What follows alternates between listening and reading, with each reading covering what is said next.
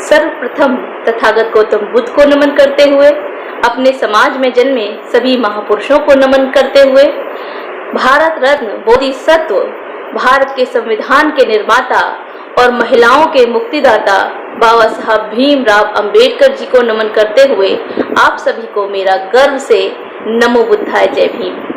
साथियों, मैं मंजू गौतम बुद्ध नगर से प्रबुद्ध सेवा संस्थान की एक सदस्य आज आप सभी से माता रमाबाई जी के बारे में कुछ चर्चा करना चाहती हूँ। माता रमाबाई जी एक इतनी महान शख्सियत थी जिनकी जितनी तारीफ की जाए उतनी कम है।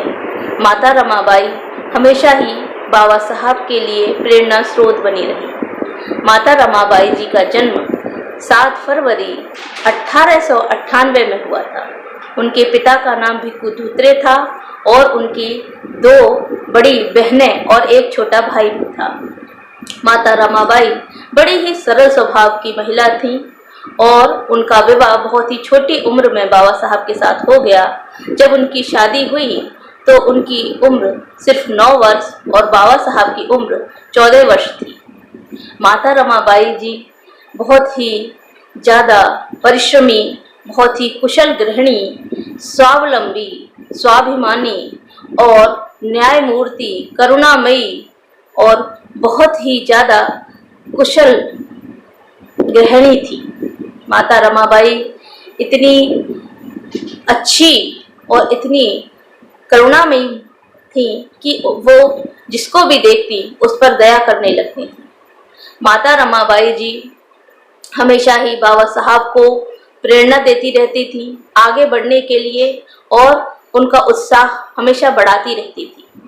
माता रमाबाई की इस बात को स्पष्ट करने के लिए मैं आपको एक घटना बताना चाहती हूँ कि 15 जून 1913 में बाबा साहब को अमेरिका के लिए उच्च शिक्षा प्राप्त करने के लिए जाना था, लेकिन बाबा साहब बड़े ही असमंजस की स्थिति में थे और निर्णय नहीं कर पा रहे थे कि वो कैसे अपने परिवार को छोड़कर विदेश पढ़ने के लिए चले जाएं, क्योंकि उस समय परिवार की आर्थिक स्थिति बहुत ही खराब थी और 4 महीने पहले ही उनके पिता श्री रामजी सकपाल जी की मृत्यु हो गई थी।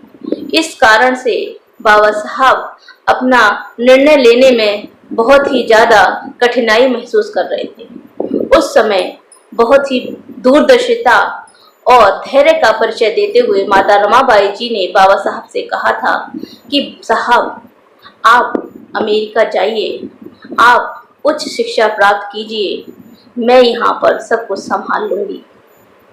इतने प्रेरणादायक और सरल शब्दों में माता रमाबाई जी ने बाबा साहब की कठिनाई को दूर कर दिया था और बाबा साहब निर्णय ले पाए कि वो विदेश पढ़ने जाएंगे और इस दूरदर्शी निर्णय ने भारत के इतिहास को ही बदल के रख दिया।